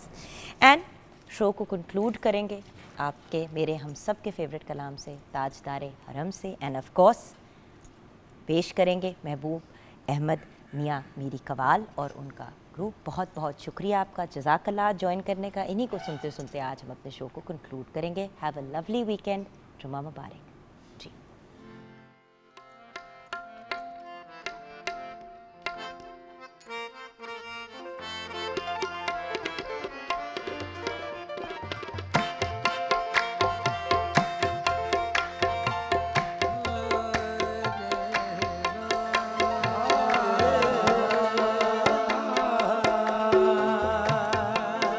किस्मत में मेरी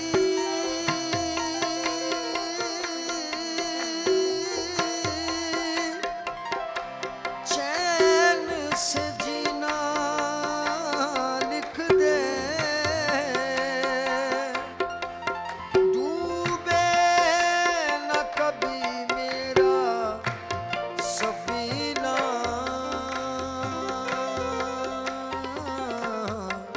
लिख दे।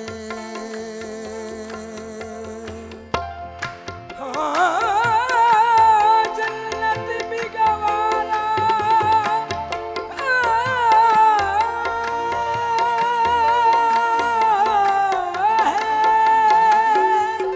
कि जन्नत भी गवारा है मगर मेरे लिए एकात में तकदीर मदीना,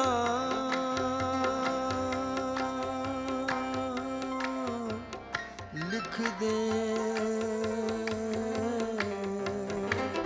ताजदारे हरम ओ निगाहे करम, ताजदारे हरम ओ निगाहे करम, ताजदारे हरम ओ निगाहे करम, ताजदारे हरम ओ निगाहे करम, ताजदारे हरम निगाहे करम, ताजदारे हरम ओ करम, ताजदारे हर सब पे करम हो, ताजदारे निगाहे करम, ताजदारे गरम।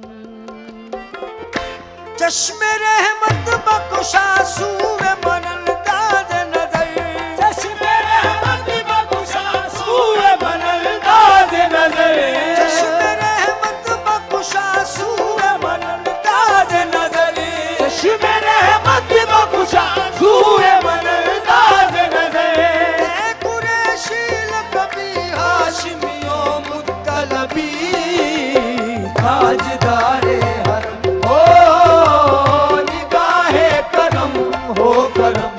ताजदारे हरम ओ निगाहे करम ताजदारे हरम ओ निगाहे करम हो करम ताजदारे हरम हो निगाहे करम ताजदारे हरम हो निगाहे करम ताजदारे हरम हो निगाहे करम हम गरीबों के दिन भी संवर जाएंगे हामी ये बेकसा क्या कहेगा जहां ये जहां हामी ये बेकसा क्या कहे